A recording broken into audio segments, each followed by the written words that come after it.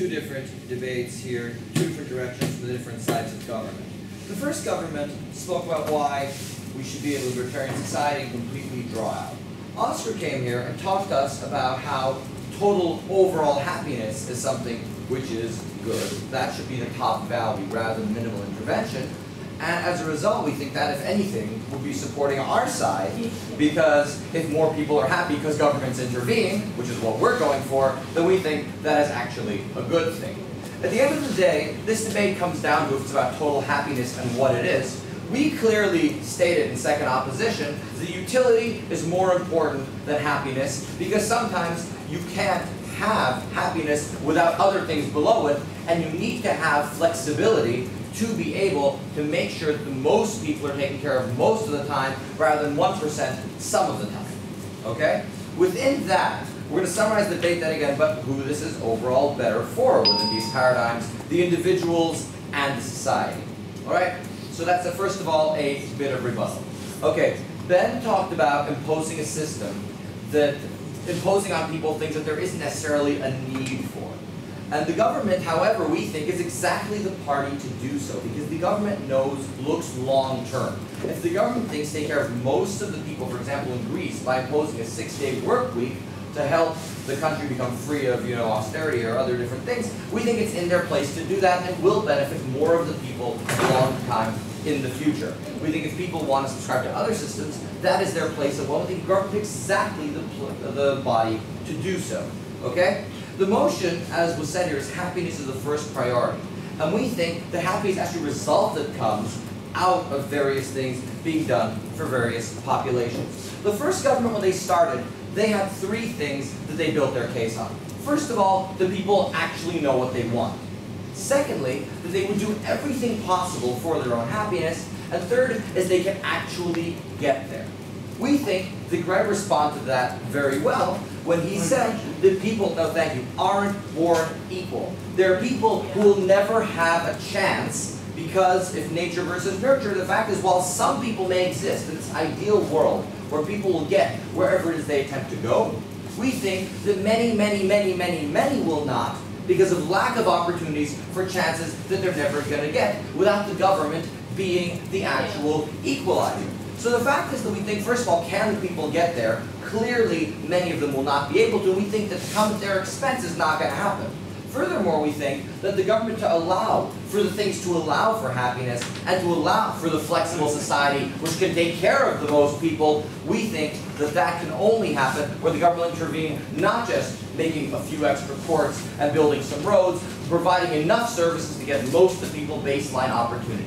I'm going to go into a drop of analysis. I'm going to call it the life of Greg analysis. Okay? Greg would like to be happy. We think that because he yells here at debates, he could possibly be more happy. And he has many different concerns as an individual that he would want. He would want his child, for example, to be able to go to a good school. And to do that, Greg might give up on some of his happiness right now to be able to take care of his child and get her to a better school. He's going to buy less lavish food, maybe go to less movies and so on. And he's willing to do that because he's willing to take care of his child to have a better opportunity. That means he's not getting maximal happiness, but he's clearly, never for a second would say, I would prefer the alternative of me using all of this extra money than taking care of my kid. It is his responsibility, his prerogative, and his current happiness is not something which is going to come first within that. We think we look out to society for the government, that's the same thing. It's their job to make sure people don't lose opportunities and actually gain them. And within this debate, we think the only way is by being flexible and by stepping in whenever needed, just like stepping out when they're in too much and not being out all the time, which, as we said, benefits very few. Closing. Is your entire case not based on pretending that there's a difference between happiness and utility when they are in fact synonymous? Okay, so very good. That brings me to my next point around the page. The fact is this: utility does not equal happiness, ladies and gentlemen. And I will explain to you why. Okay? At the end of the day, when we have maximal utility, when we are making as much money and reaching our potential, that doesn't necessarily mean that we are going to be happy, because there are other factors that affect our lives as well.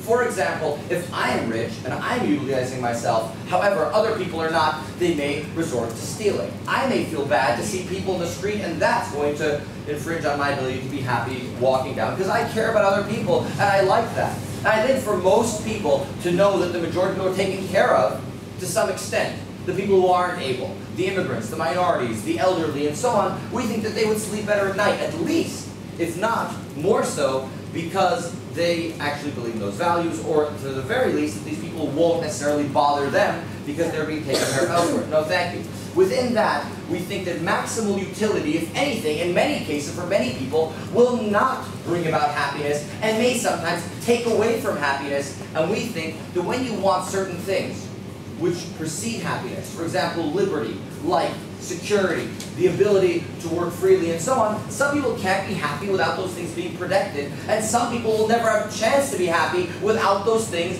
being taken care of.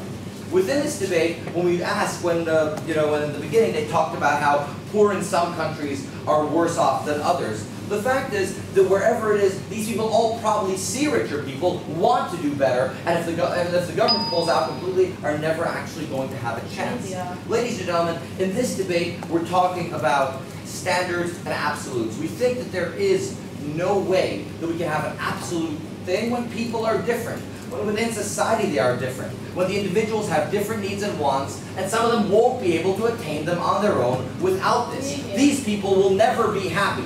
We think that if enough people aren't happy, the majority aren't going to be happy, and the few that you allow are not going to be as happy as they could, because this is being affected negatively.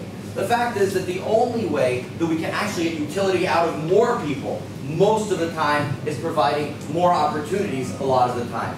Within this debate, we think that Greg showed very well, while utility doesn't necessarily protect happiness, at the same time, government equalization is something which will bring about the possible opportunity for many more people to get a chance to reach utility and to actually go beyond what is there is limited.